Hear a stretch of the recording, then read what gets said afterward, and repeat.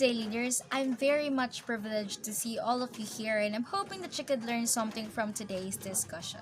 So for today, we will be having a very important and interesting topic, which is leadership skill and leadership traits. So first and foremost, please allow your speaker to introduce herself. My name is JHOVILYN ASIONG. I'm taking my bachelor's degree at Our Lady of Fatima University, Antipolo campus, and I am a member of the Junior Philippine Institute of Accountants of OLFU-AC. So for our objectives for today, we will be defining and differentiating leadership skill and leadership traits, and we will also be identifying this leadership skill and leadership traits. So without further ado, let's jump into our topic for today. First is we have to define and differentiate leadership skill and leadership traits. So first, what is a skill? This is the ability to do something well, or what we call an expertise. So kung magaling ka sa sports, magaling kang kumanta, sumayaw, mag-drawing, mag-calligraphy, that is what you call a skill. And these are the characteristics that we have because we worked for it. Kaya ka magaling dyan kasi nag-practice ka, nag-try ka, that is what you call a skill. Next is a trait. Trait is something that we consider innate and unique in us. Kumbaga, pinanganak pa lang tayo, meron na tayo nito. For example, kung maputi ka talaga, o kung kulot talaga yung buhok mo, brown talaga yung kulay ng mata mo, that is what you call a trait. So, to simply define and differentiate it, skill is yung mga bagay na meron ka kasi pinaghirapan mo. You worked for it, you tried, you practiced. Second is trait. Ito naman yung mga bagay na meron ka kahit hindi ka nag-e-effort. So, sabi ko nga kanina, innate. Pagkapanganak pa lang sa atin, meron na tayo nito. So, you don't have to do anything about it kasi meron ka na nun. That is what you call a trait.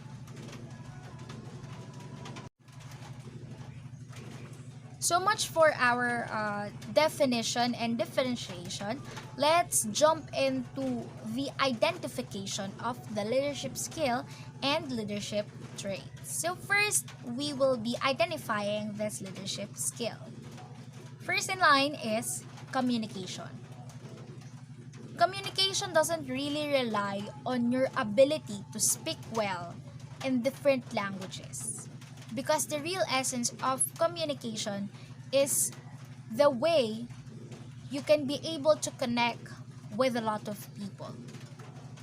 So basically, kung gusto mo talagang maging magaling sa pagko-communicate sa maraming tao, you first have to learn to connect, learn to understand, learn to empathize, learn to put yourself on others' shoes.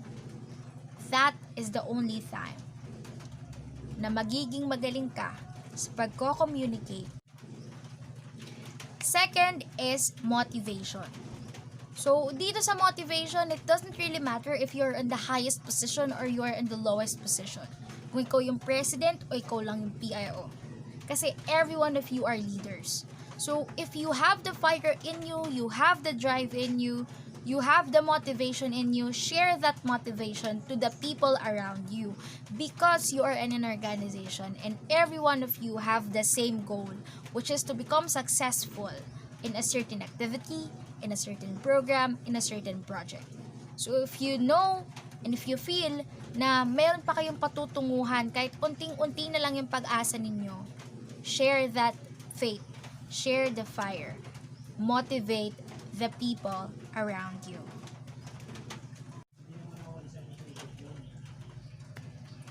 Third is delegation. Normalize asking for assistance. Huwag kang matatakot na humingi ng tulong sa mga co-officers mo kasi nasa loob kayo ng isang organization and you are there to fill in the shortcomings of everyone for you to be able to become a perfect team. So kung alam mo sa sarili mo na hindi ka magaling sa bagay na to, tapos si Sec magaling, ask for her assistance or his assistance. Si PIO magaling dito, ask for his or her assistance. Hindi yun masama. Because the real essence of delegation is asking for assistance. You're still working with them. Hindi mo naman binibigay na lang sa kanila yung mga gawain eh. Kasi, you're still working with them. You're still working with your team.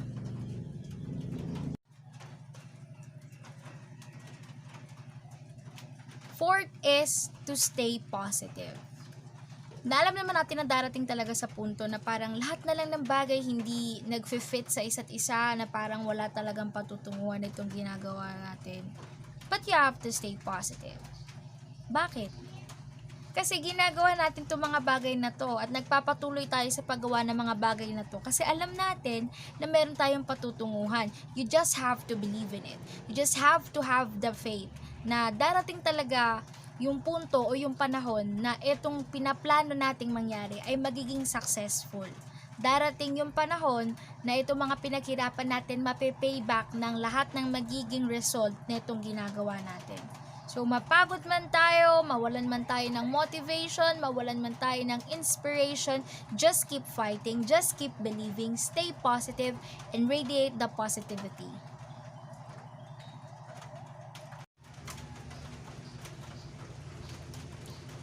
Fifth is trustworthiness. Sa isang organization, para na tayong pamilya din. So kung gusto mong pagkatiwalaan ka ng mga co-officers mo at ng advisor mo, magtiwala ka rin sa kanila. And dapat kung ano man yung napag-uusapan sa loob ng organization, what you see, what you hear, when you go, leave it there. Kasi dapat kung ano man yung mga issue nyo sa loob ng organization, dapat sa inyo na lang yun. Dapat maging isa kang individual na worthy sa trust ng mga tao, lalo na ng mga co-officers mo at ng advisor mo. Dapat protektahan mo yung dignity and yung pangalan ng organization na kinabibilangan mo.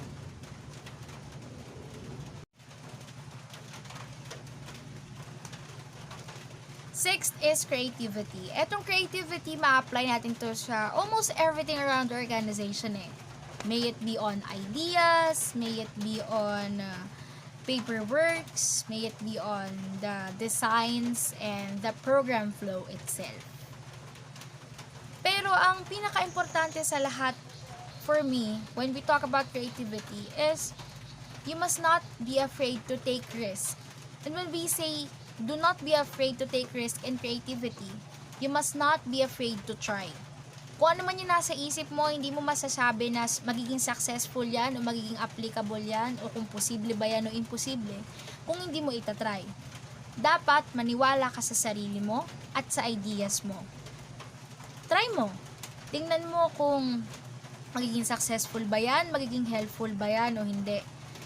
Saka mo lang masasabi na, ay, hindi pala ito magiging helpful. Ay, hindi pala ito magiging successful.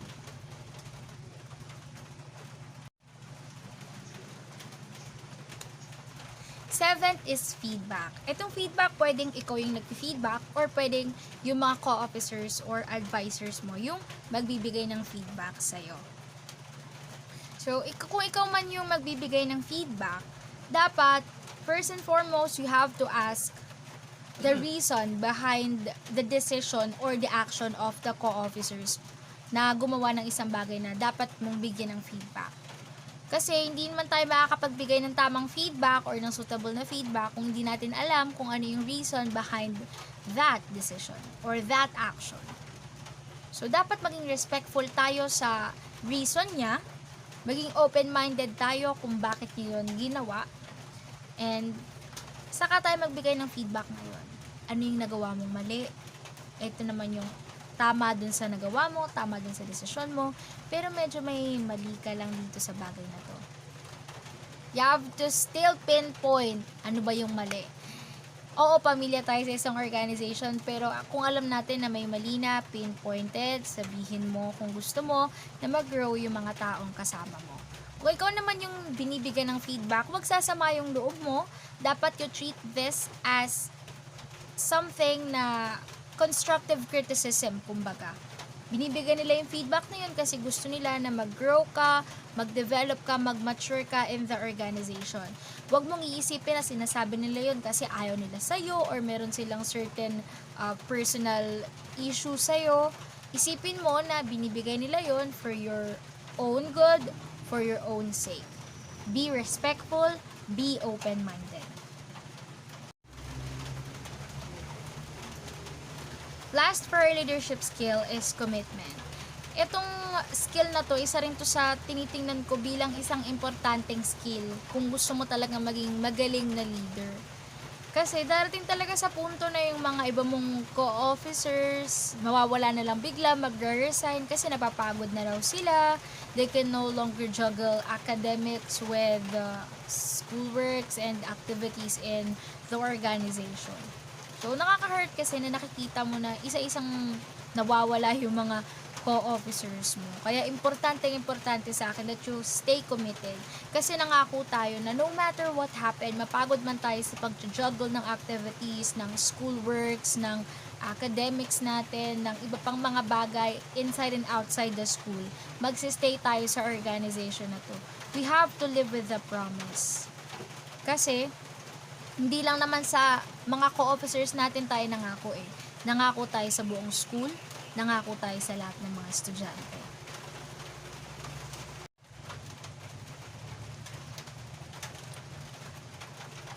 Next is responsibility. Ito yung pinaka-importante sa lahat ng skill na dapat meron ng isang leader. Kasi the moment na nanalo tayo sa posisyon, we then assume the responsibility. Dapat alam natin kung ano yung mga ipinangako natin during our campaign. Dapat gawin natin yun. Dapat alam natin yung responsibility natin in every position. Dapat natin gawin yun. Dapat alam natin yung mga hindi natin dapat gawin, yung mga dapat nating iwasan. Kasi mga role models tayo dito sa school bilang mga student leaders. Role models tayo ng mga kapwa natin estudyante. Kaya dapat, alam natin sa sarili natin kung ano yung mga dapat ba talaga natin gawin. Alam natin yung mga dapat nating iwasan. Kasi, ganito kasi magiging thinking niyan Sasabihin ng mga ibang estudyante kung gumawa ka man ng mali, ay si SSG Press, ganyan, si SSG President, ginawa yung ganito. Pwede naman sigurong gawin kasi siya ginawa niya We are leaders of the student body. As leaders, be a responsible model. Show them kung ano ba yung dapat gawin at dapat iwasan.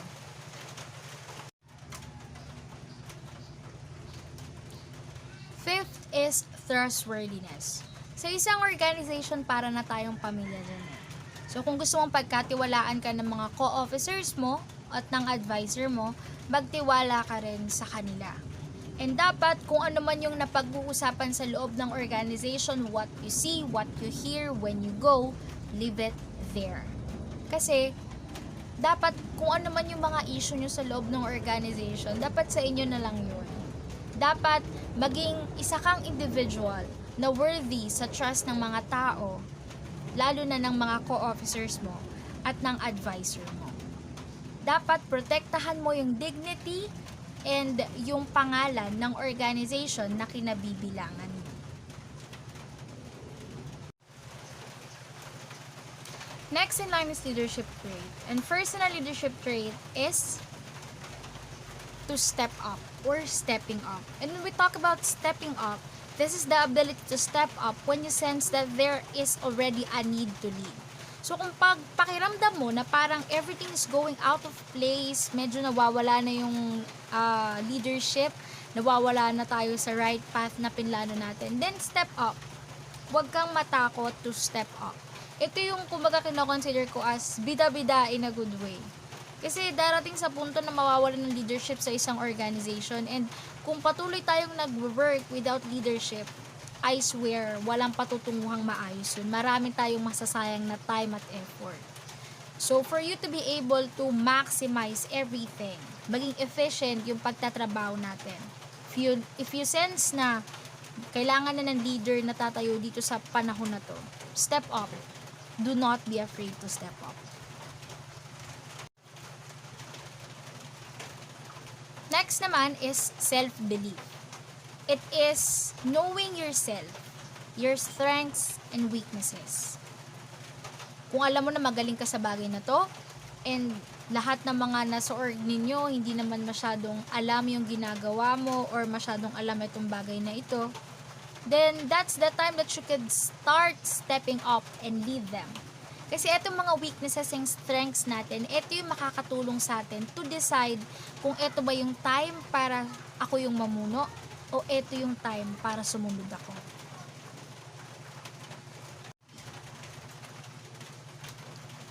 Third is don't just accept the status quo. So, hindi ibig sabihin na ganito na talaga yung nangyayari noon pa lang eh. Year 1 pa lang ng organization namin, ito na yung nangyayari, ito na yung ginagawa, ito na yung kumbaga tradisyon. Ibig sabihin susundin mo na lang. No. You have to give yourself a permission to do something as a change. Give yourself a permission to give your opinion regarding this tradition. Kung feeling mo parang medyo obsolete na to, medyo luma na, parang meron pang mas magandang solusyon or mas magandang addition para maging mas suitable and enjoyable etong project na to or etong gawain na to para sa lahat ng mga estudyante, then why not give your opinion? Giving opinions doesn't hurt. It doesn't hurt anyone, it doesn't hurt you or your co-officers. Give yourself the permission na mag-provide ng change para sa betterment ng isang project or ng isang tradition. Next is be inclusive. So, despite differences such as traditions and beliefs, dapat hindi ito yung pipigil sa atin para maging stay as a team pa rin tayo. Because these differences can also help us in solving different problems or different situations. So, kung kunyari, dito siya magaling, di ibigay na natin sa kanya. We can also provide assistance para matuto tayo ng bagay na yon. So, it's like hitting two birds in one stone. Lastly, which is very, very important, be the change. Leaders doesn't wait for change. They make it happen. They were the ones who gives the change. Sila yung mga tao na nagsushow up and nagsistep up in different situations na kailangan ng pagbabago. So, be the change, show the change, show it to the people around you na hindi masama ang pagbabago.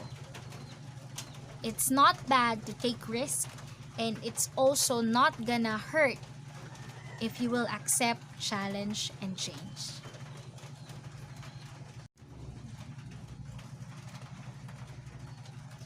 That's all for today's topic. I'm very much thankful that you've spent your time, you've lent your ear in today's topic. I hope na you could apply some of these things once na nandun na kayo sa sitwasyon na kailangan nyo ng maging leader.